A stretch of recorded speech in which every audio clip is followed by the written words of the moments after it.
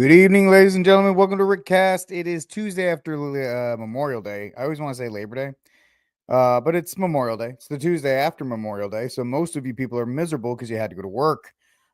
Me too. But it is what it is, ladies. Actually, no, I didn't. I would have rather gone to work today.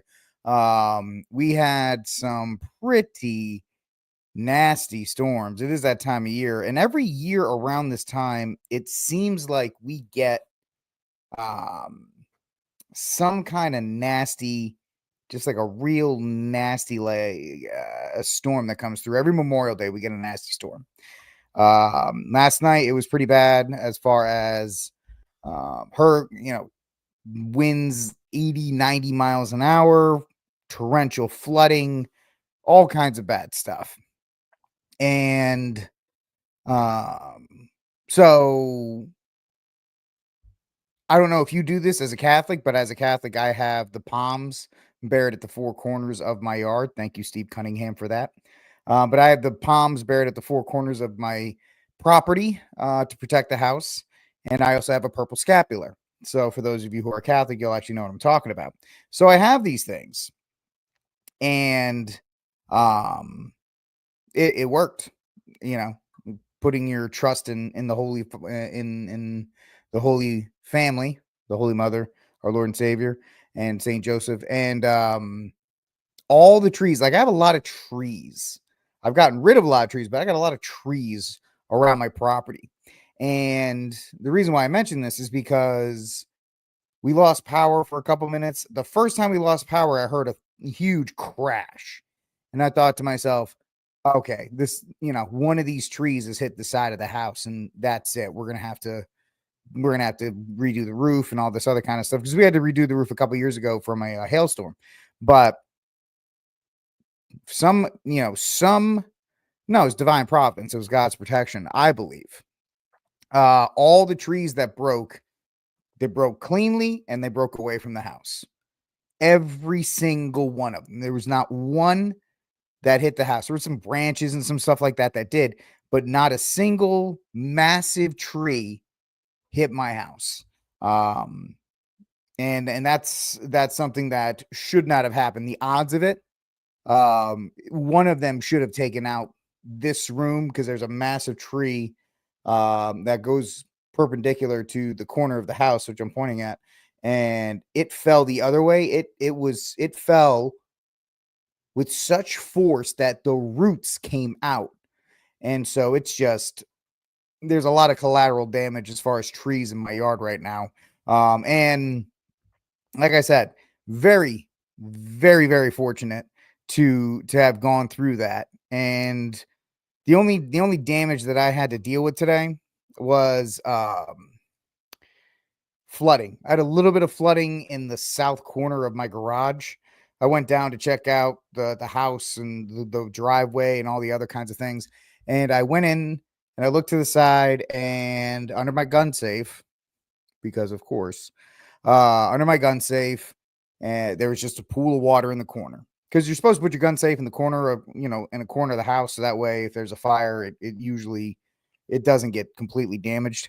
Yeah, water's a different story. So I got to take inventory of the stuff that's in that gun safe. So it might actually be more tragic than I want it to be. But the fact of the matter is, I spent all morning, because the thing with water is you have to take everything out of the garage that the water is near. You got to take everything out. I went and I bought a little, like a 6-volt, the cheapest one, the cheapest shop vac, a wet dry vac.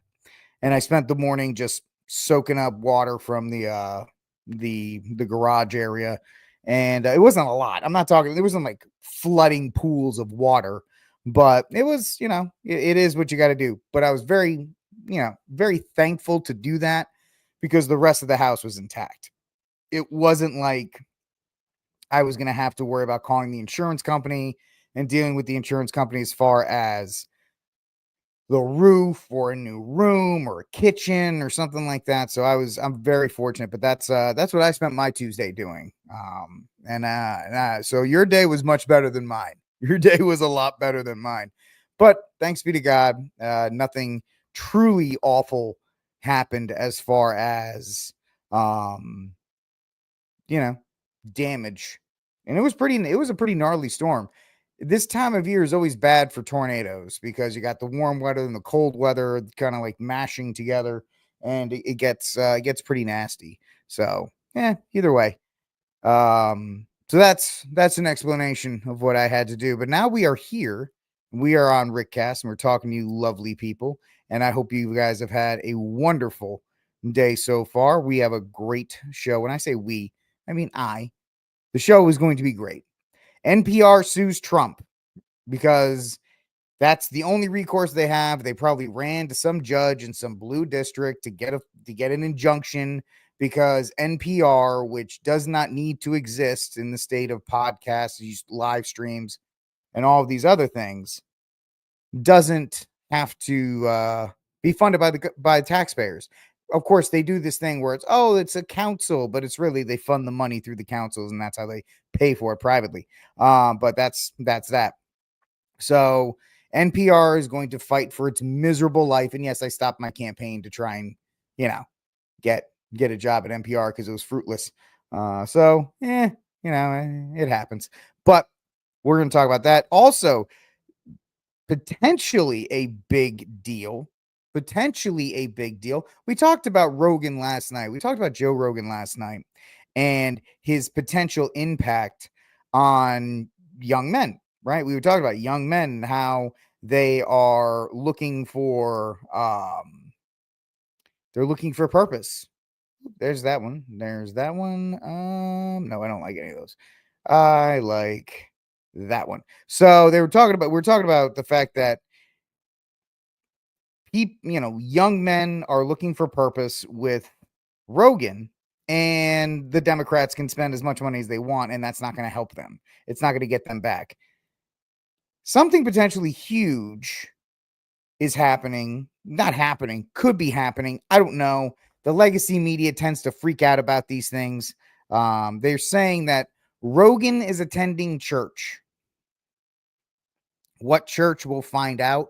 I guess it was based off of one of his conversations he had with somebody, which is a pretty huge deal because Rogan has been very anti-Catholic. I think he's from the Northeast, right? He's a New Englander, and he's had his issues with the church. And he's never really liked the church, and he's been very outspoken in his dislike of the church. So I don't think he's going to a Catholic church.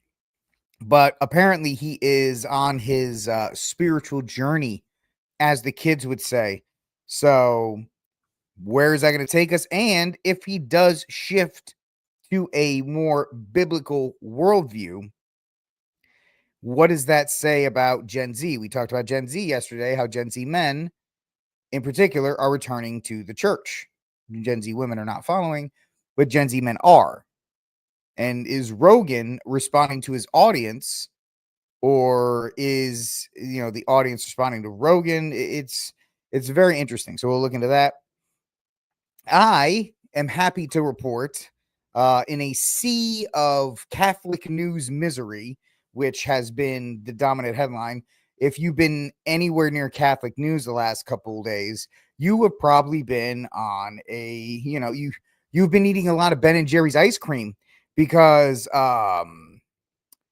you're just miserable because Trad Inc. has told you that the sky is falling and the end is nigh, and everything is for naught. And Pope Leo XIV is Pope Francis II, and he's betrayed us, and we knew it was going to happen, and oh my gosh, blah blah blah blah blah. I have good news for you today. And that is this: that one of the things that was supposedly incumbent upon the Holy Father to address was what? The China deal, right? The China deal. And I said back in the time when this was happening, that the Pope doesn't need to do any of that. He doesn't need to explain himself to Americans like this is a presidential run. However, Pope Leo XIV did address Chinese Catholics, and he prays for Chinese Catholics to be in communion with Rome. Why is that a big deal? Because the Chinese government controls the religious practice through the state-sanctioned Chinese Patriot Catholic Association. And we'll get into the weeds on this a little bit more as we get to the story. But he addressed it. And it seems like, of course, we say this and everybody will say, well, it's not what I want. So it's not a good enough excuse. So I don't care what the Holy Father says. Because I think there are people, especially in the trad media, that just have to be miserable. They have to have the Pope as their adversary. And I say this with all charity. I'm not trying to cause smoke with you guys. I literally think you're incapable of making stuff that is not centered on the negatives of the Holy Father. And I think that's just a bad way to live. I mean, I guess it's a good way because, you have your followers and your audience, but at the same time, are you really practicing the theological virtues of faith, hope, and charity by doing that? Now, none of these people choose to address this or even want to think about this, and that's fine. As always, it's not a big deal. You don't have to listen to old Rick over here. But I'm going to talk about the good things, and I'm going to give Pope Leo his credit. He is addressing the Chinese pact. And of course, I don't know what that crazy boomer lady I'm banning, what's her name? I already forgot it. She was screaming about this 2 weeks ago. Is she going to give Pope Leo his flowers at this point? Is she going to give him credit for addressing it? No, because they cannot do it. They cannot be capable of being happy. I don't know what it is. They cannot be. Liz Yor. Thank you, Lou. Lou is on it. Lou is on it. Liz Yor. You think Liz Yor is going to be happy? No. She's going to move on to the next thing to be absolutely miserable about. And it's a byproduct. I don't even think it's these people's fault. Really? I don't think it's anyone's fault in particular. I think they're all slaves to the algorithm. I'm obviously not, because there's only 43 people watching, except for Getter. My people on Getter representing, coming out in full force. Great to see you guys out there. But I'm not a slave to the algorithm. I'm going to talk what I want to talk about. And, I will not sacrifice a relationship with the Holy Father for views. It's just that simple. That does not make me holier than anybody. That does not make me better than anybody. That just makes me Rick Barrett's opinion on it. But nobody's going to give Pope Leo XIV his props on this one. I will. And of course they'll say, well, he didn't do enough. He didn't do enough, Richard. Why should I give him credit for saying it? He should, right? They'll say things like, right? He should have said it anyway. Okay, well, that's the attitude you want to take, man. I pray for you. I really hope you find happiness. I really do. And I know people think I'm just like this sarcastic jerk, which, to be fair, they're right 90% of the time. But sometimes I'm actually trying to be legitimately charitable. And I want you guys to be happy. I don't want you guys to be constantly miserable. Anyway, we'll move on from that. So I'm going to talk about that. And then the Harry Potter cast. See, HBO Max is making a TV show out of the Harry Potter books. And they released some casting news. And today they released the cast members, the main three of Harry Potter, which I've never read any of those books. The priests I respect are like, yeah, I don't read them, satanic and so forth. So I'm like, yeah, I'll stay away. I don't watch the movies. I don't watch any of that stuff. But Harry, Hermione, and Rob, whatever, the redhead, the one nobody likes, right? The sidekick. They all got revealed. And so we'll take a look at it, and you guys can see it if you haven't seen it already. If you have seen it, you can let me know what you think about it here on RickCast. So do me a favor, wherever you are, like, subscribe, share, hit the notification bell. If you're on X or any of these places, retweet the post. Try to get some more people to hang out with us. If you are on Rumble, give me a comment. Getter, you guys are holding down strong. Lou is holding down YouTube for me right now. And of course, I always have my one person on Twitch. I salute you, manning the outpost all the way over there on Twitch. All right, ladies and gentlemen, let's take a look. Oh, I got a couple people on D Live as well. Salute to you as well, my friend. Thank you for hanging out. I go everywhere, man. I go where people are. You know, some people only want to be on the known ones like YouTube. I love being on Getter. I love being on Rumble. I love being on D Live. I love being everywhere, man. Because you know, these platforms deserve people to give them commentary and news as well. And unfortunately, it's me. So let's get into it, ladies and gentlemen, here on RickCast. First story of the day. We're trying to have a little bit of fun before we get into everything. So from groundnews.com, cheese-loving daredevils hurl themselves down Cooper's Hill in Gloucestershire, because if you're from the Northeast, that's the only way you can say it, Gloucestershire, for famous race. The annual cheese rolling race takes place on Cooper's Hill in Brockworth, England, involving a 200-yard dash chasing a 6.6-pound wheel of double Gloucester cheese. The race has a steep hill with a 60-degree initial drop and a 45-degree average incline, causing frequent serious injuries due to the hazardous conditions. You know what? I don't think you want to see me read this. I think you want to see people actually run down this hill, right? You want to see people hurt themselves and run down the hill because that's what we all want to see. That's what we all want to see. So let's take a look while I'm reading. So apparently this guy, look at this dude. Look at that dude. That dude absolutely took off. I mean, I don't want to rebel in these guys' pain, but it is pretty funny that it is Catholic Jedi, a cheesy story. Well done. Anyway, runners, including international competitors, face common ankle injuries. I don't know how you would face a common ankle injury doing something like that. And concussions, with some missing flights due to emergency services after the accident. Chris Anderson, who won a record 23 races starting in 2005, said, "You just got to have a disregard for your own safety." I don't know. I'm just giving him an accent. The race remains uninsured and unofficial, with participants competing at their own risk, and liability issues facing cheesemaker Dana Smart, who produces the race's cheese. I mean, your country's falling apart. You've lost the culture in London. You guys don't even allow Rumble or freedom-based platforms in the country. But at least you guys have your priorities straight by chasing I wouldn't even say a giant wheel. I feel like Ron Burgundy. Oh, an entire wheel of cheese? I'm not even mad. I'm impressed. I mean, I'm impressed. Look at you guys. You're letting Muslims take over your country, but hey, good job running. That's impressive. Look at that.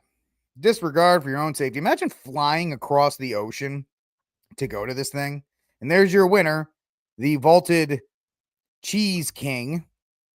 Right? Would that make him a cheesehead? He can't be a cheesehead. That's a Packers thing. But still, I mean, good for you, I guess. But hey, people got to do what they got to do. All right, let's move on to our next hot take here. From the White House official X page, from the 46th president, right? He's 46. No, he's 47th. 47th president, Donald Trump.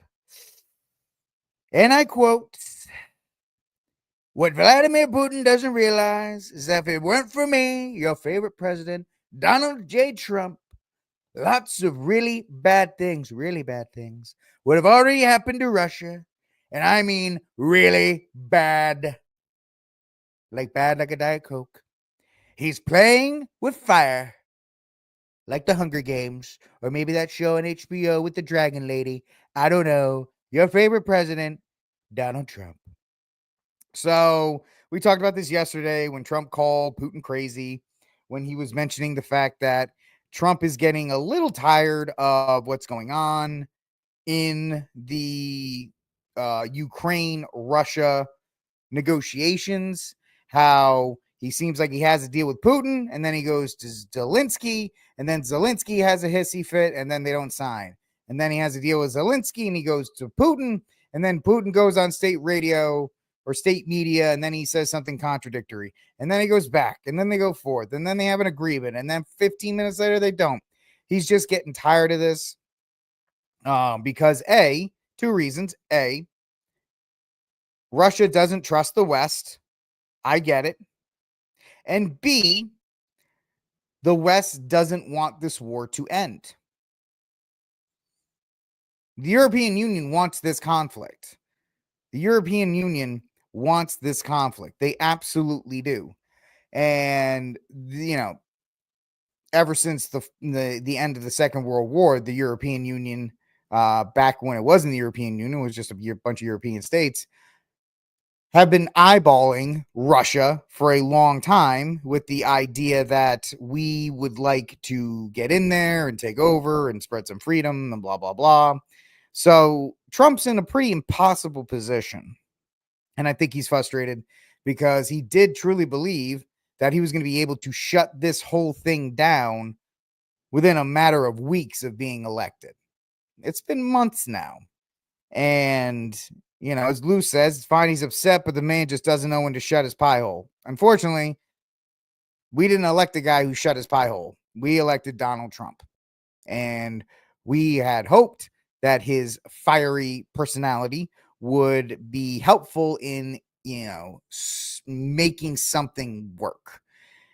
And it just doesn't look like that. And I understand why Trump is getting upset. I don't know if I'm with you, Lou. I don't like the fact that he's starting to get more bellicose with this because he needs to be the coolest head in the room. All right. Because Zelensky and Putin obviously do not have clear heads, or else they would not be acting the way they do. And the fact that Trump is now getting frustrated and Trump is starting to get bellicose.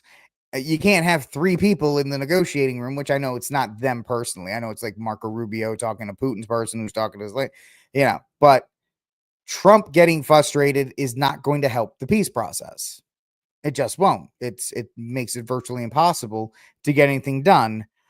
Maybe that's Putin's ultimate goal. I don't know. Maybe it's Zelensky's ultimate goal. I don't know. What I do know is that what we all had a lot of hope for with the election of Trump is slowly fading away, I feel, day by day, because I don't know how much longer Trump really wants to put up with this, because he's already said it's not his problem. Not his problem. He doesn't really care. Doesn't have to be. Doesn't have to be his problem. And so he'll just move on and do other things. The real question is, can he afford to move on from this? I don't believe he can. Instability in Ukraine is going to make it more difficult to get things done in other parts of the world as well. So it just seems like he's getting to a point where he may walk away for a bit, maybe, to try and see if, him removing himself sees that. There's a lot of people who are like, trust the process, trust Trump, he'll figure it out. I'm not saying he won't, but I just don't like the fact he's getting angry. Not even angry, bellicose in his rhetoric. We need somebody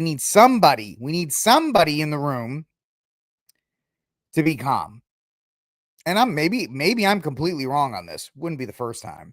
That maybe this is part of Trump's strategy, right? To show that he is not a pushover, that Putin really needs to kind of get his stuff together because he risks losing everything. He might push this too far. The person at poker, when they have 17 or 17, what is it? What's the rule? 16 and above, you don't hit, or whatever the case it is in blackjack. I'm obviously not very good at it, or I remember the rule. Let's just say, for the sake, if you know what the rule is, please let me know in one of the comment sections. If you're in blackjack, what's the number that you stay? What's the combination of numbers that you get that you stay, that you don't hit? I think it's like 16 and above, maybe 17. Putin thinks he might have 17, and instead of staying, he's hitting. He wants another card. He wants to push the edge out as much as possible. And so it is what it is in that regard. So we'll see how that happens. All right, this is RickCast. Let's get to our first story of the day. No 40-minute soliloquies for you today. We're just going to get to our first story. From The Blaze and Carlos Garcia, blaze.com, NPR sues Trump administration, calls funding cuts unconstitutional. This just blows me away that these people who make these exorbitant salaries. How much does the head of NPR make? Let me see this. How much does the head of NPR make? These people with these, there we go. Podcast. The president and CEO made almost $600,000, $599,502. And the second highest was the chief legal counsel at $530,000. If this is national public radio, where are these exorbitant salaries coming from? They're coming from you and me. Now they'll say, oh, it's not. It's funded by organizations. Yeah, organizations that get taxpayer money, and then the taxpayer money finds its way funneling into NPR. And as you can see, the CEO, yeah, hey, if I was making $600,000 a year, I'd sue to keep my job too. I would. I'd sue to keep my job if I was making $75,000. So the lawsuit also claims that Trump has violated the separation of powers. Ooh, interesting. It's horse nonsense. But let me, in case you're showing up a little later. And so NPR, I will give NPR, when it was established, a better, a more positive role. NPR was started because people needed access to radio, because radio was the prime mode of communication, and it was all the way out there. And this is for places that don't have main radio stations. I get it. Fine. Totally okay. Back when radio was the primary form and it was kind of closed off, you couldn't get in. So you create NPR. It is a national public radio. It allows people to access it so they can talk about local news and keep their communities informed. Great. Whatever. Fine. We do not need that anymore. We do not need that. We are in 2025, the current year, as some politicians used to say. We live in a time of podcasts, live streams, TikTok, Instagram, Twitter, all of these things. Information, even though we're dumber than ever, information has supposedly never been easier to access. Therefore, NPR is a dinosaur. NPR is a dinosaur. Well, what about Sesame Street? Sesame Street's going to Netflix. So RIP Big Bird. He's going to be Big Gay Bird. And Bert and Ernie will be confirmed as a couple, so you guys can look forward to that. But this is not there's nothing here. There's nothing in the Constitution that says, and the establishment of a tax-funded radio station for the people. Anyway, so a lawsuit from National Public Radio is challenging the Trump administration for federal cuts that it claims violates the First Amendment of the U.S. Constitution. Ending federal funding for NPR has been the goal of the Republican Party for many years, and President Donald Trump followed through with that executive order issued on May 1st to end the support from taxpayers. NPR and 3 local Colorado affiliates filed the lawsuit on Tuesday. The lawsuit accused the president of violating free speech as well as usurping the federal funding powers of Congress. Interesting. Well, the idea about free speech is, okay, NPR, here's what you can do. Get private funding and rebrand yourself as something else. Call it Access Public Radio. Right? Whatever. You can't call it National Public Radio. First of all, it's not national. We're not a nation. We're a union of states. Secondly, there's nothing that doesn't violate freedom of speech, because you have Twitter, Facebook, YouTube, Getter, Rumble, DLive, Twitch. You have 1,000 different modes of communication that you are allowed to express your freedom of speech with. You have hundreds. I know I just said thousands. It's really not thousands. You have hundreds of ways to communicate out to people your freedom of speech. You don't need NPR to do it. You do need NPR to do it to keep your $500,000 salary, but that's not a violation of freedom of speech. Now, the federal funding powers of Congress, they may have something there. Let's take a look. The executive order is a clear violation of the Constitution and the First Amendment's protection for freedom of speech and association and freedom of the press. So what are you? Are you freedom of speech or freedom of the press? Are you press or are you radio? Radio is not always press. An FM radio station is not press. Are you saying that radio is press? Because that's not. Now you're starting to get into the weeds here. Now, Catherine Marr, the $599,000 a year CEO, said, and Trump lambasted NPR on a Truth Social post back in March. NPR and PBS, two horrible and completely biased platforms, networks, should be defunded by Congress immediately. Republicans, don't miss this opportunity to rid our country of this giant scam, both being arms of the radical left Democratic Party. Just say no and make America great again. There you go. That's Catherine Marr. Critics, and there are many, say the president doesn't have the authority to cut off funding because it's directly directed through the Corporation for Public Broadcasting, which is authorized by Congress, but is a private corporation. We'll put privates in big, bold quotation marks. Even though it's funded by Congress or authorized by Congress, if something is authorized by Congress, can it indeed be private? I actually don't think it can, but hey. Quote, this is a retaliation, viewpoint-based discrimination in violation of the First Amendment. The Supreme Court has ruled numerous times over the past 80 years that the government does not have a right to determine what counts as biased. Yeah, but you could also say, maybe not biased, but it's a waste of money. It's a waste of taxpayer dollars. It is not fulfilling the initial job that it was set up for. Now, of course, they changed charters over the years and so forth. NPR will never agree to this infringement of our constitutional rights or the constitutional rights of our member stations, and NPR will not compromise our commitment to independent free press. First of all, NPR is not independent.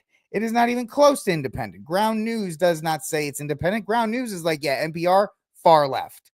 And the fact that they're even trying to say you cannot be an independent free press when you are authorized by Congress and you have a public fund that is given money by Congress to fund your salaries. You are not free by any means. You do not work. Here's the thing. You're an independent free press? You know what?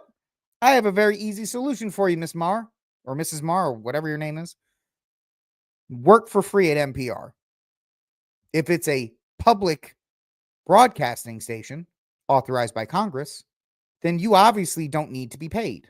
If it is an independent free station. Well, I mean free. No. You just said free. So why don't you work for free? Why doesn't your Office of Legal Counsel work for free? If you are concerned so much with your affiliate stations and your member stations and all of these things, why don't you just stop taking almost $500,000 a year?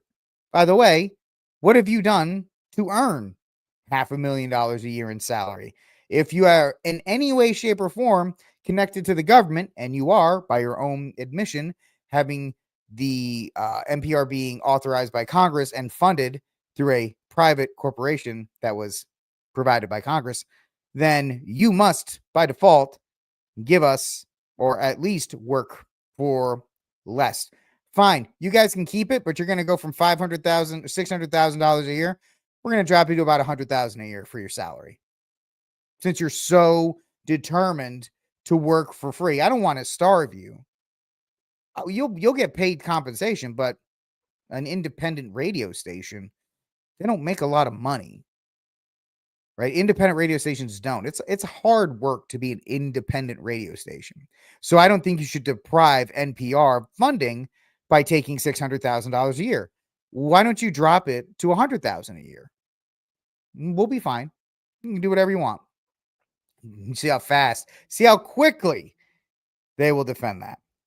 Maher has been berated and grilled by members of Congress investigating the bias claims against NPR, previously covered by The Blaze. Americans have the right to expect that if their tax dollars are funding public broadcasting at all, their funds only fair, accurate, unbiased, and nonpartisan news coverage, Trump said in his executive order. No media outlet has a constitutional right to taxpayer subsidies, and the government is entitled to determine which categories of activities to subsidize. He's not wrong there. I mean, I know the left says we just get money for everything and we do whatever we want. But at the same time,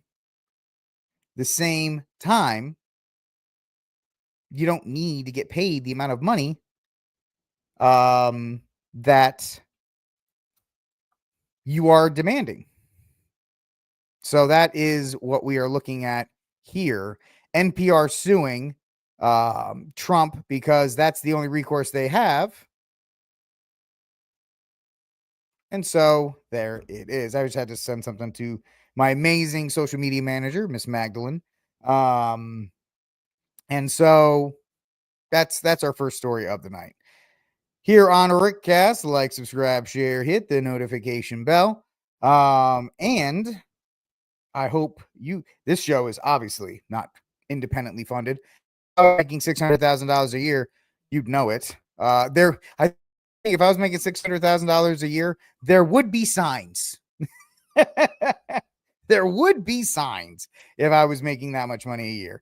But I don't think, I mean, but that's another thing. Government salaries are just so out of whack. They're so out of whack as far as payment. Nobody working for NPR should be making $600,000 a year. Nobody. Not in any way, shape, or form. Simply because it's supposed to be a public function. But they all do this. They all work on this. They work as CEOs on one board, and then they work as an advisor on another board, and they don't get paid. They don't get paid as a CEO, but they get paid as an advisor, and they get paid $500,000 at one. They end up making like $3 million a year doing nothing, being the CEO of one foundation and an advisor on three others. And it's just absolutely ridiculous, the amount of money that is just taken from one branch or one hand to another here. All right, let's move on to our next story of the day. I'm just trying to make sure Magdalene's all set here. I think she is, but we'll see. All righty. That should be it. Yeah. All right. So let me highlight this comment from our good friend Cesare, who actually knows a heck of a lot more about what's going on in Eastern Europe than I do. It says Trump has no leverage, and he's not informed about the events. The Ukes tried to assassinate Putin, and he did not know. Hey, we covered that yesterday. We talked about how they tried to assassinate him. So I guess that did happen. Nice. Okay. Well, yeah, he didn't know. Yeah, it's unfortunate. I think Cesare, I have to kind of agree with you in that regard. I think he's playing more fast and loose with these rules than anything else. All right, let's get to our next story of the night, ladies and gentlemen. This could be a big one. This could be a big story. And I'm not trying to hype it up. This could be the biggest story ever. It might be pretty important for the culture. It really might. So, from the New York Post, Joe Rogan starts going to church as faith resurgence gets momentum, Christian apologist says. Well, we have the Christian apologist, so let's see if we hear. We don't have him on. I do have a video clip. Here he has.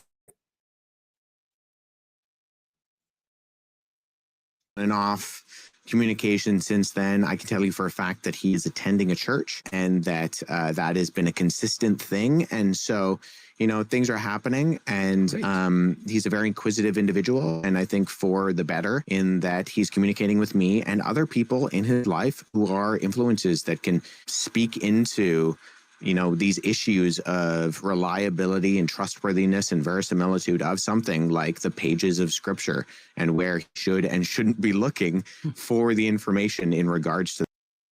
So interesting. He is talking to, I don't know who this guy is. I don't really care. But he is now supposedly attending church. And so the original publisher of this was Fox News. Podcast host Joe Rogan is apparently making a faith-driven change to his Sundays, as in he is going to church. According to Christian apologist Wesley Huff, who's just the clip you just watched, who appeared on the Joe Rogan Experience in January, the world-famous podcast host has been attending church consistently since their on-air deep dive into Christianity and the Bible. Now, I hate to be this guy, but I will be. I'm not doubting, and I hope that his faith journey leads him to the Catholic faith, right? The one true church, my belief, the one true church. But at the same time, this is one guy saying that this happens. This is one guy claiming, well, now he's going since I talked to him. Oh. Well, okay. That seems very convenient that he is now going because he talked to you. And then once again, not doubting, just seems a little weird. Joe Rogan talks about everything on his show. You would think he would talk about that. You would think he would make mention to it. Because, of course, the cultural impact is so huge. Like him or not, Joe Rogan has a huge audience of young male listeners.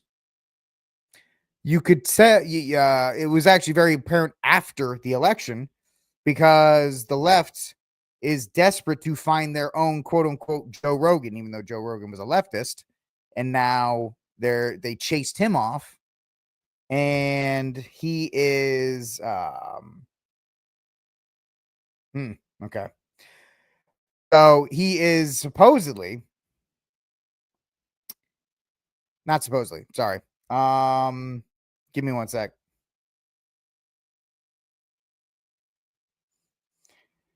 Just X giving us nonsense. Let's see. Joe Rogan, huge audience among young men. That was apparent in the election. Trump went on there, millions of views. Kamala Harris did schedule to go on with Rogan, except she wanted Joe to go to her, which is why it never happened. Joe Rogan's like, I'm not leaving my place in Austin to go interview you. So that's what happened there. So she had an opportunity to go on. She didn't. Joe Rogan is also involved with the Kill Tony comedy circuit, which is absolutely crushing it among young men. I see some of their clips on Instagram and stuff like that. Hilarious, especially when they do the Trump impressions with Shane Gillis and so forth. So that's great. It's very interesting that we are hearing about this from a single source. I don't trust single sources on anything. Maybe it's the historian in me. I do have a degree in history from the Rhode Island College, just in case you weren't impressed enough. Call it the historian in me. I don't believe single sources. Well, he's going to church since I talked to him. Does that mean he went to church one time? Is he going? You said he's going consistently. Is that once a month, once a week, once a quarter, once? What's consistently? That's there's a lot of things here. If you're going to throw this flex out, you're going to have to support it more. If you want to be the guy, I brought Joe Rogan back to the church. As the saying goes, you better bring the receipts. Anyway, so Huff said Joe and I have had on and off communication since then. I can tell you for a fact that he's attending church and that he's been consistent thing, and these things are happening. The public speaker serves as the Central Canada Director for Apologetics Canada. Well, first of all, Wesley, let me tell you, you're doing a bang up job in Canada.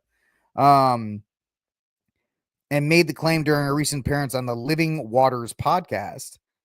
Huff added that he is, quote unquote, very encouraged by his ongoing conversations with Rogan. Once again, all you're saying is that you've talked to Rogan once in a while. Rogan said that he might be going to church consistently or once in a while or, once or whatever the case may be. So we don't know what that means. And now you're like, oh, well, we've had conversations. We've had on and off conversations. What does that mean? I have on and off conversations with people all the time. Doesn't mean I get to speak for him.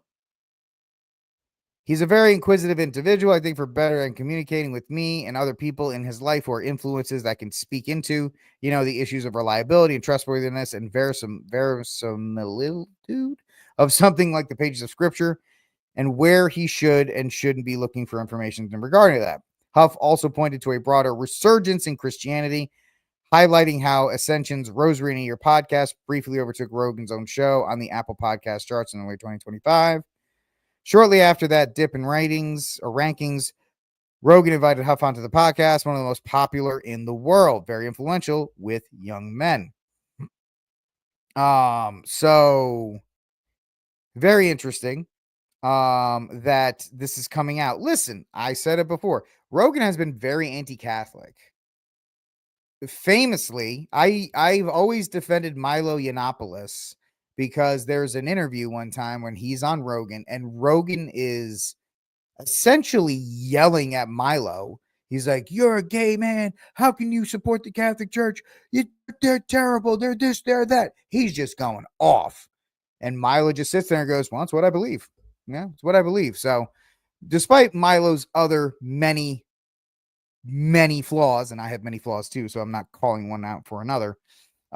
He was there. He stood in the breach and defended Catholicism when it needed to be defended. So there is that. Joe Rogan's show is infamously where Ben Shapiro called our Lord and Savior a common criminal who got what he deserved. So there's also that as well. So hey, listen, if he turns around and starts going to church and starts believing in our Lord and it gets him back on the path, I am happy. I am very happy. Of course, I'd be happier if he comes back into communion with the church and, it recognizes the Catholic Church is the one true church. Because I hate you, my evangelical brothers and sisters. I'm a Catholic. I got to stand by what I believe. Huff went on to say that he's observed a growing number of young men seeking Christian faith. He references recent messages from a bookstore where teens have been coming in asking for the Bible, reportedly saying, all my friends are reading. We did this. Yeah, I guess I shouldn't say it, Ben. But we showed the statistic yesterday. Gen Z men are returning to church. Gen Z women are not. And then I believe Gen Alpha is not in same numbers, but they are also more biased towards, Gen Alpha is a little younger, but more geared towards religious faith. And it's only a natural recourse that younger generations, in the face of AI slop and in the face of a bleak future, would find solace in the Word of God. Because, the Word of God is eternal. It applies everywhere and anywhere at any time. It gives you reassurance that, hey, the earth is thy ship and not thy home. Focus on a holy death and a blessed eternity. We have someone who reached out to us recently at Apologetics Canada, who probably is the last brick and mortar Christian bookstore that I've ever heard of. He said, we have people walking through outdoors. Oh, sorry. I'm an idiot. Our doors asking young people, teenagers saying, I want a Bible. My friends are reading this thing. The trend, according to a new study in the American Bible Society, there's been a rise in Bible users from 38 to 41%, with notable gains among young people and men. Millennials saw a 29% increase in Bible use from 2024 to 2025.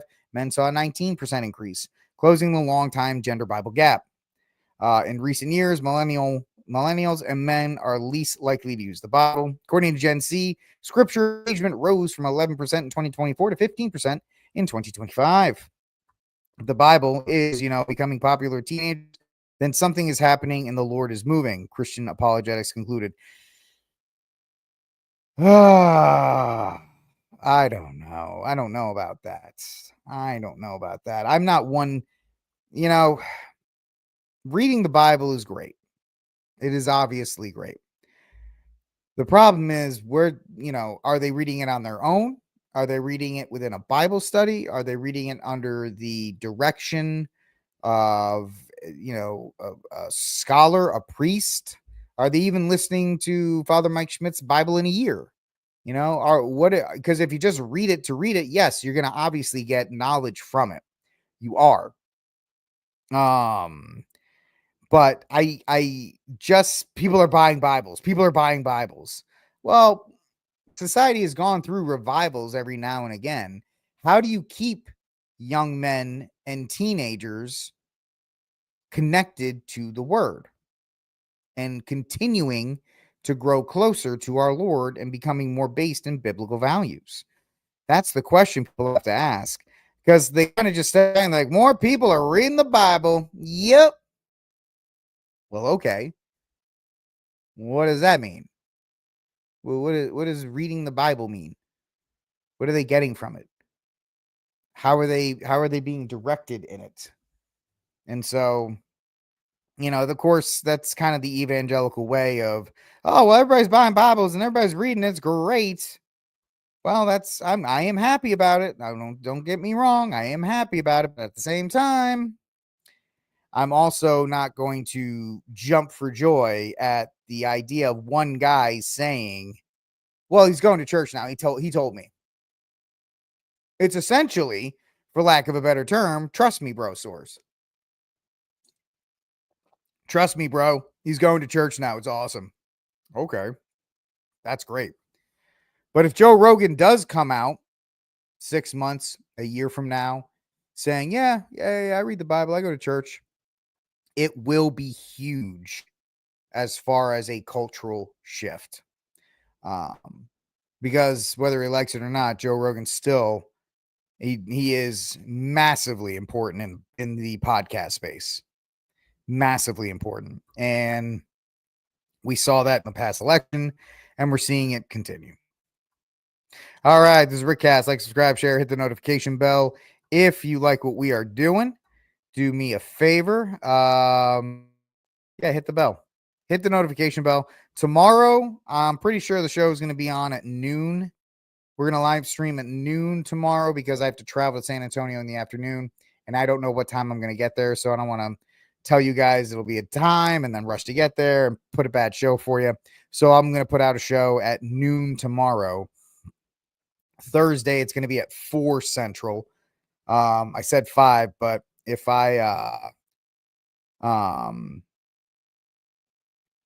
but I'm trying to see if I may, tomorrow is the Feast of the Ascension, so I want to make sure I have plenty of time to get to church. So show's going to be at 5 p.m. Eastern, 4 p.m. Central tomorrow here on RickCast. Tomorrow noon, Thursday at 4. And then Friday, we're back to our normal times. So that way we are good to go. I don't know why the YouBoob low volume chat. People are they're not in a chatty mood tonight. It's okay. I'm happy you guys are here, even if you're low. You guys are not chatty. I don't know what kind of draw we're talking about, but it is what it is. All right, ladies and gentlemen, let's get to our next story of the day. This starts with this question. Question from Father Dwight Longenecker. Longenecker. Father, forgive me if I say your name wrong. It's truly because I am an idiot, not because I'm trying to. So I think it's Father Longenecker. So Father asked this question. We have a new Pope. Do you plan to be a Pope splainer or a Pope complainer? And I think it's a very good question, because this last week has seen a return of the Pope complainers. You are, if you have been losing your mind about what's happening in Charlotte, especially if you don't live there. Now, has what the Bishop of Charlotte done truly petty and awful? Yeah, I've read the document. It is as mean-spirited as one can be. I am in agreement with all of you when I think that. But at the same time, that is the bishop's decision and the bishop's decision alone. Some of you have tried to connect Pope Leo XIV to the actions of this bishop. Some of you have said that, sorry, I got a leg cramp like you wouldn't believe right now. Oh, man, that was crazy. I guess I'm just getting old. Give me a sec. Just came out of nowhere. That's what happens when you live stream. You get a leg cramp and you look like. Anyway, what was I saying? Oh, some of you guys are. It's just I'm old. What do you want? Some of you guys are actually saying that the bishop was in communication with Rome, and that's why he did it. And my response to you when that happens is this. It's very simple. You're saying that Pope Leo XIV, when he was Cardinal Prevost, was communicating with the Bishop of Charlotte during the conclave where he didn't have a phone, knowing that he was going to be elected Pope, and said, draw up the order and execute the Diocese of Charlotte. Do it now. Do you see how silly you sound when you say that? I really want you to think about this, because you're saying, well, don't worry, my leg's fine. You would say, well, he wouldn't do this without permission from Rome. Yeah, he got permission from Rome. It's called Traditionis Custodes. He even puts in there, my defense to that is this. When I don't think the Pope Leo XIV has any involvement, he had to put in there a specific statement that says, well, what if Pope Leo overturns it? Showing that Pope Leo is not exactly involved in this. But some of you guys are Pope complainers. You are. Just put it on your X feed. You're a Pope complainer. You're never going to be happy with what he does. It's all going to be bad all the time. Now, is it everybody in Trad Inc? No, it's not. It is not. There are some of you that just need him to be the enemy. And I say that as charitably as possible. You need him to be the enemy. So I am not going to be a Pope complainer.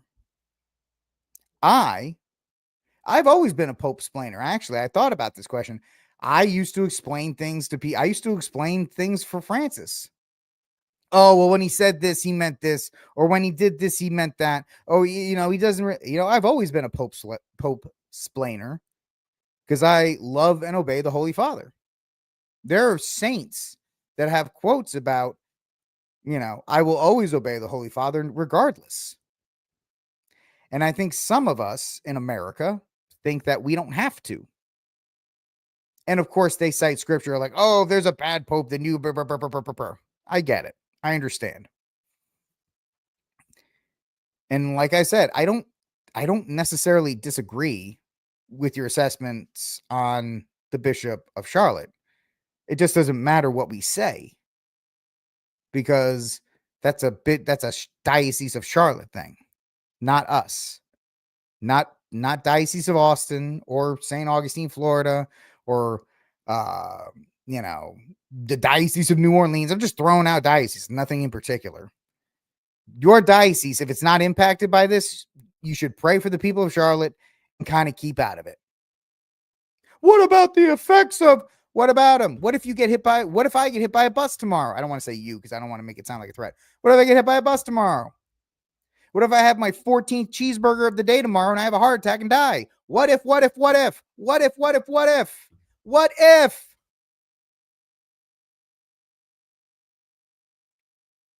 You're going to operate in a reality, your reality of fear? What if? How is this going to affect me? Why don't you try living every single day? Tomorrow, what, are we not Catholic enough where we say tomorrow's not promised or given? I thought we lived by that kind of stuff. Nope. Gotta worry, gotta complain. Now, as the father's good question, just so you know, this is a Pope Leo XIV defense account because I love and obey. I do. I'm not going to be Liz Yore, who's going to screech at the top of my lungs. Liz Yore screeched at the top of her lungs about this. Liz Yore screamed about this not even a week ago. I haven't seen anything saying that she's pleased that he's addressed it. They don't address these things, guys. They complain. Well, he did this. Doesn't matter. Should have done it sooner. Doesn't matter. Wasn't to my satisfaction. Okay. So Pope Leo prays for Chinese Catholics to be in communion with Rome. The Pope prayed that Catholics in China obtain the grace to be strong and joyful witnesses of the gospel, even in the midst of most trials. What is going on in China? What's going on in China, in case you didn't know? So there's the state, I got some notes here, state-controlled and patriarch church. The Chinese government controls religious practices through a state-sanctioned Chinese Patriotic Catholic Association, or the CPCA, which is not under the direct authority of the Vatican. It creates a parallel structure to the traditional Roman Catholic hierarchy. There's an underground church, right? Many Catholics in China remain loyal to the Pope and operate in unofficial underground churches. These communities often face government surveillance, restrictions, and persecution. That's who the Holy Father is talking to today. Because if you are in the CPCA, you are not in communion with Rome. So he's praying for all Catholics in China, the ones in the underground and the ones that are existing under the CPCA. He wants them all to come back to the church and to be recognized by the church and to be free of and this is me explaining it, obviously, the persecutions that the Chinese are putting on them. So there's the Vatican-China agreement that was done in 2018 and was just renewed before Francis died. It's a controversial provisional agreement between the Vatican and China, and allows Chinese government to propose bishop candidates with the Pope having final approval. Now, a lot of people argue that it compromises church independence, while the Vatican saw it as a step towards unity, right? At least we can have a bishop there, even if it's not one of ours. It gives us a foot in the door. I think that's kind of short-sighted on Francis's part when he did that. I would like to see Leo, obviously, that doesn't matter what I think. A good course of action would be for him to leave it, to show that, because Catholics cannot be in communion with communists. Many popes have written encyclicals against communism. They've spoken out against communism multiple times. And then finally, ongoing tensions and challenges. Now, despite the agreement, despite disputes over the bishop appointments, religious freedom restrictions, and continued pressure on underground communities, show that the position in China is complex. So that makes this statement today, and credit to LifeSite News, because that's where I found this first. They had a video. You can go watch the video on LifeSite News. Big, huge big shout out to LifeSite News. That's where I found this headline. So I want to shout out when these people, when somebody actually does some good reporting, and LifeSite News does great reporting. They did great reporting here. So Pope Leo asked on Sunday for prayers for China's Catholics to be in communion with the Holy See as he made his first public remarks about one of the thorniest foreign policy issues facing the pontificate.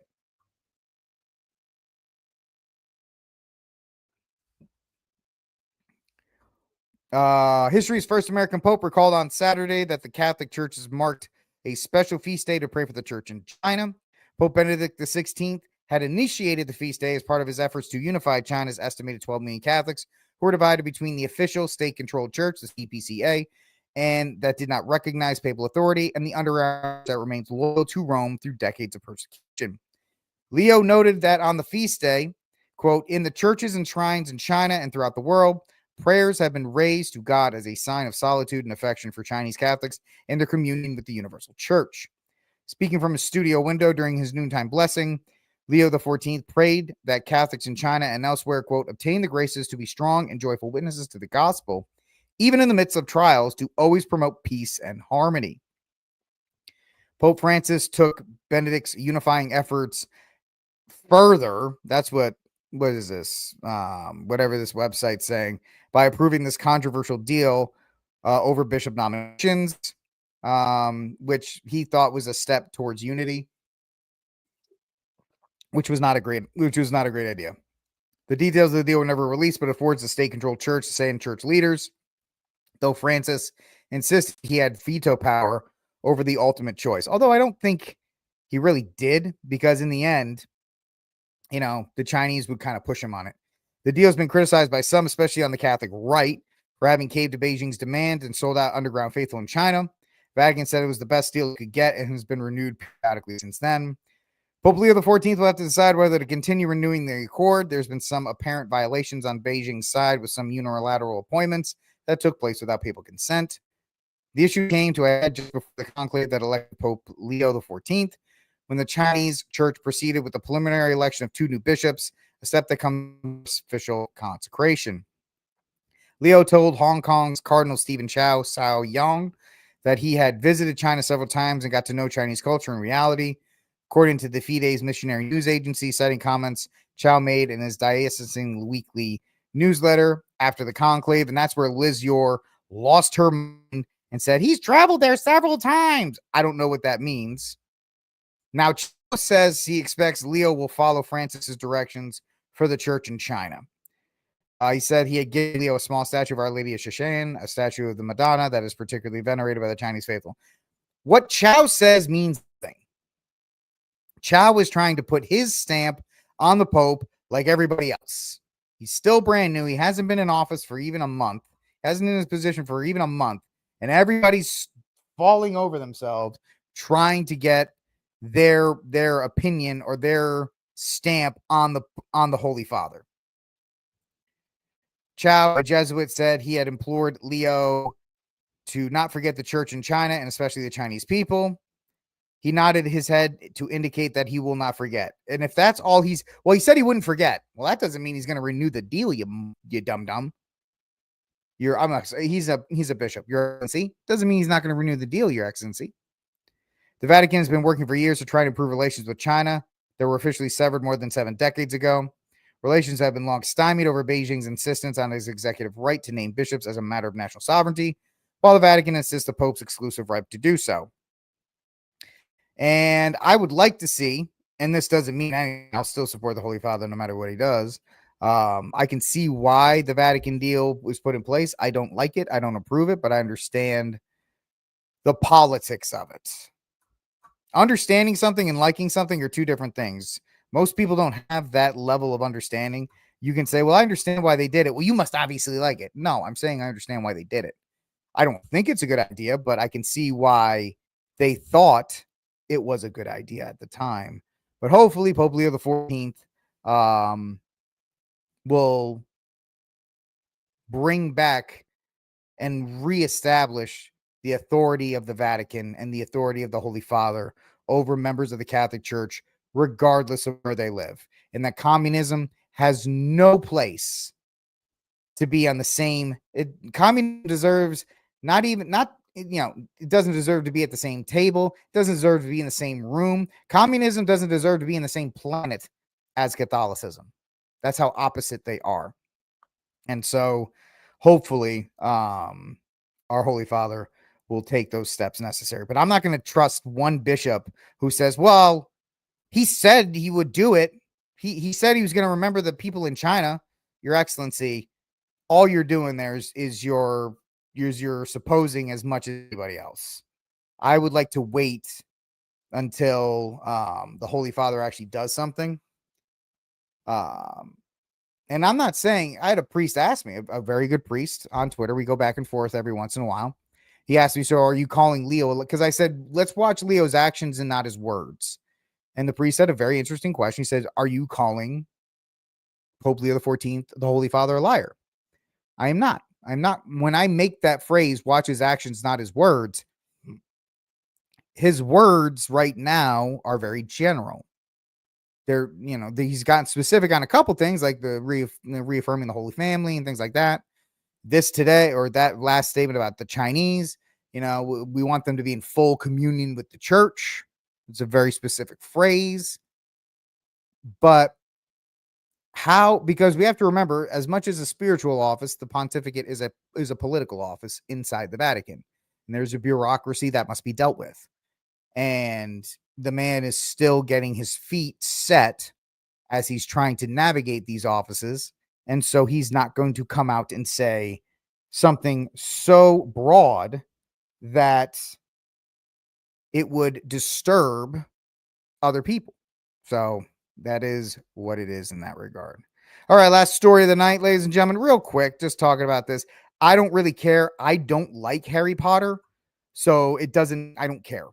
But people do, so we're going to talk about it. This story from Variety.com. HBO series cast Harry, Ron, and Hermione. And one of these things, according to a lot, doesn't look like the other. And you can look at the picture one more time. HBO's Harry Potter TV series has officially found its Harry, Ron, and Hermione. Dominic McLaughlin will play the role of Harry. Arabella Stanton will play Hermione, and Alistair Stout will play Ron Weasley. More than 3,000 actors auditioned for the lead roles since HBO launched an open casting call last fall. The film is expected to begin this summer. The Harry Potter I don't really care about that. So if you don't know, if you're not following, HBO is producing a Harry Potter TV show, a long form based off the books, yada, yada, yada. And they have now cast, they're all 10 years old, I believe. Everybody's kind of freaking out because Hermione is not white, although it looks like she's white adjacent. I don't know. That's the language that Hollywood uses, white adjacent. So I don't think it's a big deal. I think all three will be fine. I won't watch an episode of this because I don't watch Harry Potter, so I don't really care. The biggest thing is the character Snape. If you know what I'm talking about, the Snape character, they cast a black man to play that role. And if you've ever read the books, you realize how awful of a mistake that truly was. So after they cast a black man as Snape, it really doesn't matter who they cast in any of these roles. A lot of people thought it was going to be like a trans person of color who is disabled to be one of these three, but it looks like they stayed pretty, to the middle, or as close to the middle as they could with these castings. I hope people don't go after these kids. That's my thing. They're 10 years old. It's not their fault that HBO cast them. HBO made this decision. Don't punish the kids for HBO's decisions. And they're going to be going through a lot of stuff because they're going to be, their entire childhood will be gone because they're going to be doing 7 seasons of these things pretty much back to back to back to back, because as they're growing, they're going to be doing the show, which is why they cast them so young. So there's your deal. Those are your 3, Harry, Hermione, and Ron. They've been casted. They are now the principals in the new Harry Potter TV series that you can find on HBO Max. Let me know in the comment section if you think you're going to watch that show, because I, for one, will not. All right, that's it for this episode of RickCast. Do me a favor, like, subscribe, share, hit the notification bell. Tomorrow's show will be at noon. So you can watch it anytime after noon. You can join me at noon if you want, or you can watch it in the replay anytime during the day. And then Thursday, it will be at 4 p.m.